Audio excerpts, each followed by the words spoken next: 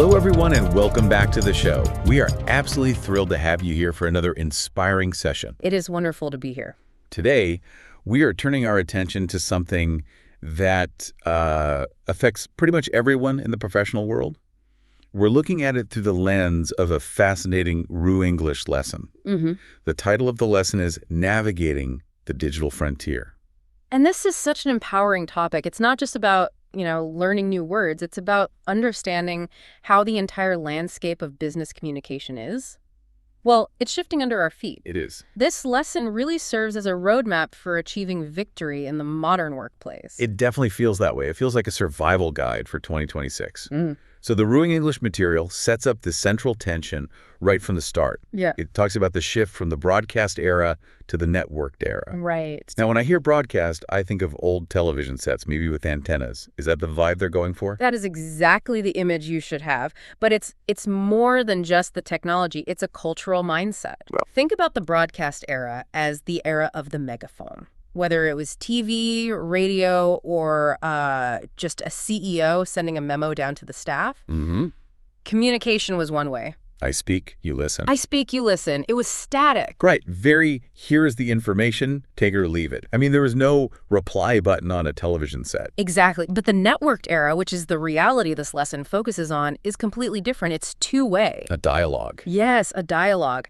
The customer or the learner or the employee, they aren't just a target anymore. They're an active partner in the conversation. And the lesson makes a really interesting distinction here about the purpose of that conversation. It says we're moving from a culture of control to a culture of influence.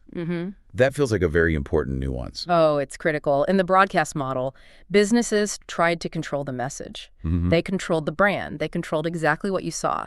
But in the networked model, you just can't control it. Everyone is connected. Everyone's talking. So you have to join the conversation instead. You have to influence it. You have to be part of it. And that requires a completely different set of habits. Which brings us to one of my favorite parts of this material, the mindset shift section. It introduces this concept of the unlearn list. Yes. I find that so energizing, the idea that to succeed, we don't just learn new things, we have to actively delete old programming. It is edifying to look at it that way. We all carry around these legacy habits that used to work, but now they just hold us back. One of the habits on that list that really hit home for me was polished perfection. We're all taught that in school, right? Oh, definitely. You don't hand in your homework until it's perfect. You don't show your boss the presentation until every single slide is flawless. And that is a hard habit to break. In the broadcast era, it made sense. I mean, you couldn't edit a TV commercial once it aired. Can't recall a newspaper. Exactly. So you polished and polished. But RuiEnglish argues that in the digital frontier, polished perfection is actually a liability. It's just too slow. Because by the time you've perfected it, the market has already moved on. Precisely. The edifying move, the new habit we need, is iterating openly. So sharing drafts. Sharing drafts, putting something out there that's maybe 80% done and inviting collaboration. You don't wait for perfection. You look for progress and feedback. That requires a bit of bravery, though, doesn't it? To say, hey, this isn't finished. Help me make it better. It does, but that's where the victory lies. It's about being agile. And speaking of agility, the lesson has this great warm-up audit activity that really drives this home. It talks about identifying a legacy gap. Yes, I saw that. It gives the example of a company sending out a monthly email blast, but never looking at the analytics. Classic broadcast behavior. Just shouting into the void. It is. And the pivot, the move that brings you into the modern era, is using digital tools like AI analytics to turn that broadcast into a conversation. So you stop just sending and start listening. Yes. Yeah. Start listening. Who opened it? What did they click? Why did they ignore that other link? That is how you turn a monologue into a dialogue. That leads us to a vocabulary distinction in the text that I think is so valuable. We hear the word efficiency constantly. We need to be more efficient. But the expert voice in the text warns against making efficiency the main goal. Why is that? This is a nuance a lot of people miss. Efficiency is, well, it's just about speed. It's about doing the same thing, but faster. Okay. But if you're doing the wrong thing faster, you're just failing quicker. Right. It's like running a sprint in the wrong direction. You're very efficient at getting lost. Exactly. The success word the lesson really champions is agility. Agility. Agility is not just speed. It's the ability to change direction in real time without falling over. It's adapting to trends as they happen. In a digital world, agility beats efficiency every time. I love that distinction. Okay, so we've established the mindset. We're unlearning perfection, moving from control to influence, valuing agility. But what do we actually do? Right, the practical steps. The lesson introduces a framework by David Rogers to make this concrete. It outlines 5 customer network strategies. And these are the 5 behaviors that define digital success. If you're feeling overwhelmed by all the tech talk, this framework just grounds it all. So the strategies are access, engage, customize, connect, and collaborate. That's them. Let's break these down because the definitions in RuiEnglish are very specific. First up is access. This seems pretty fundamental. It is. It's the baseline. Access is about being faster, easier, everywhere, and always on. The key phrase the lesson uses is remove friction. Remove friction. It sounds like physics. It essentially is. I mean, think about ordering a coffee. If you have to download an app, create an account, verify your email, then enter your credit card, that's a lot of friction. I'll probably just walk to a different coffee shop. Me too. The lesson gives the example of one-click checkouts or mobile apps for instant service. Access just means respecting the customer's time. So access is I can get what I want easily. Next is engage. Now, on the surface, these sound kind of similar. How is engage different? This is a crucial distinction for what the lesson calls framework fluency. So access is about utility getting the thing done.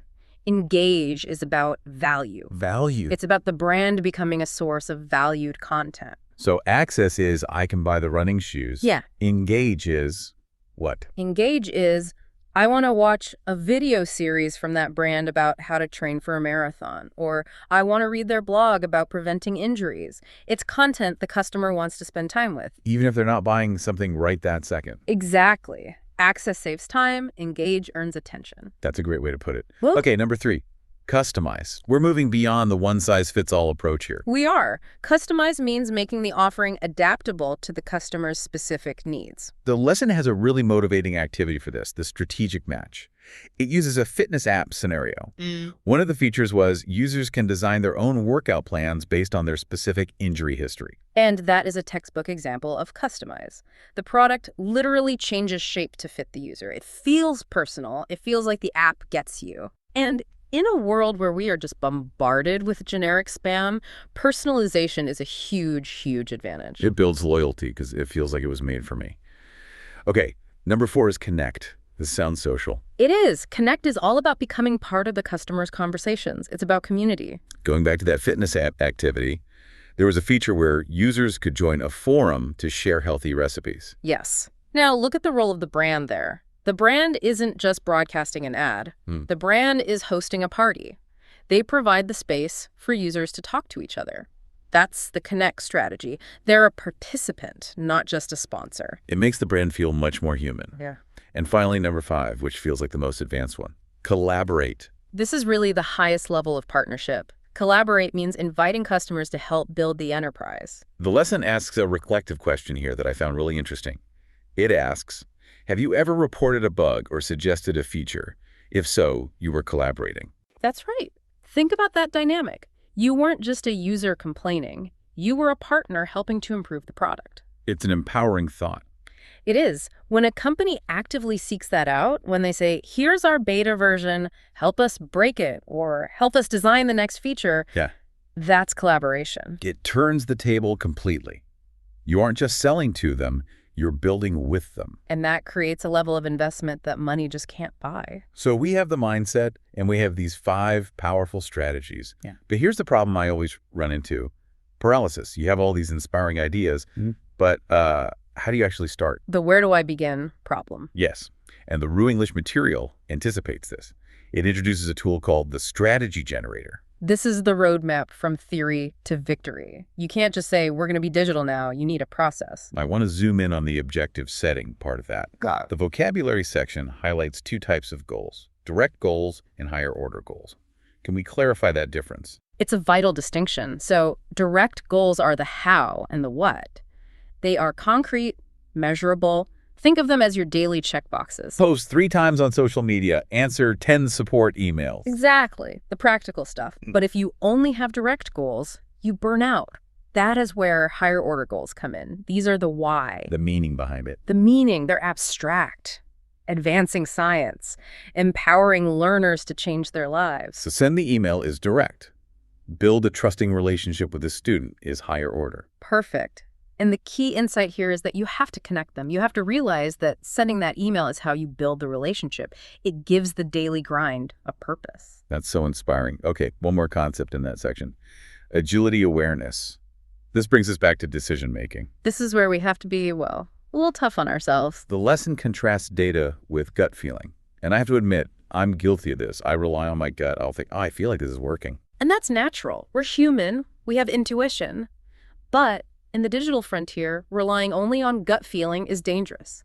The shift is from intuition to evidence. So instead of saying, I feel like people like our new post, I should be saying what? You should be looking at the KPI's key performance indicators. You should be saying engagement rose by 12% week over week. Wow.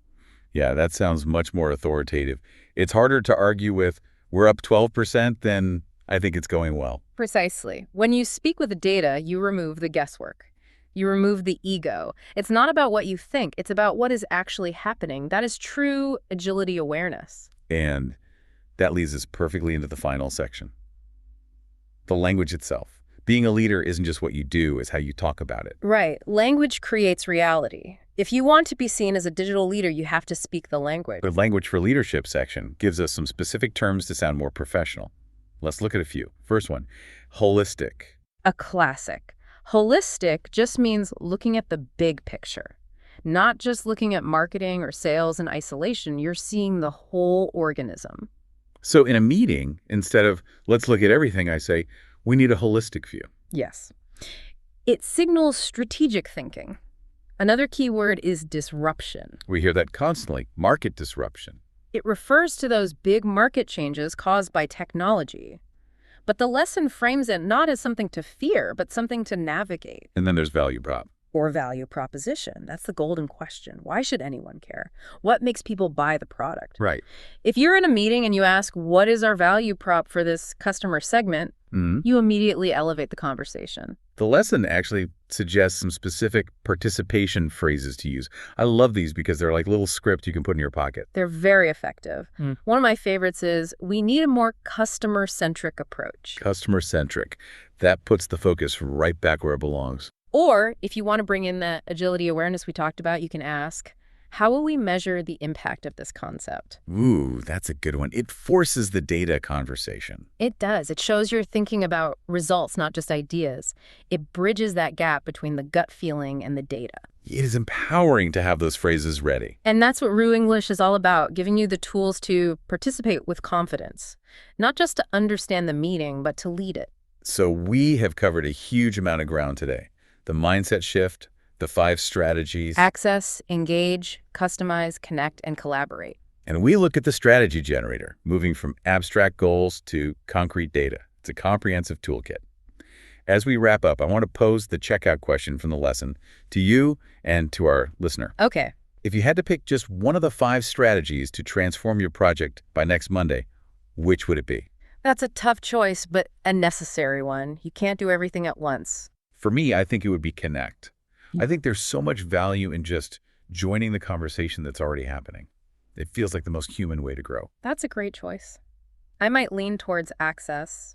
I'm a pragmatist. If people can't get to you easily, nothing else matters. True. If your website is slow or your checkout is hard, you can have the best community in the world, but you won't have any customers. Removing friction is often the quickest win. That's a great point. Fix the door before you decorate the room. Exactly. But that's the beauty of the framework. It depends on your specific legacy gap. To our listener, I hope you're thinking about which one applies to you right now. Where is your friction? Where is your opportunity? And remember, thriving in this digital world is all about lifelong learning. The technology will change. The apps we use today will be gone in 5 years. But your ability to unlearn obsolete habits and learn new ones, that is your true advantage. Absolutely. It's an enriching journey. You're not just keeping up, you are mastering the frontier. And that is a victory worth celebrating. Thank you so much for guiding us through this lesson today. It has been incredibly clarifying. My pleasure. It's always inspiring to see how these concepts come together to create real power for the learner. And to our listener, thank you for being part of this session. We are celebrating your progress. Keep using these tools, keep unlearning, and keep navigating forward. Success is a journey, not a destination. Keep going. We'll see you next time. Goodbye.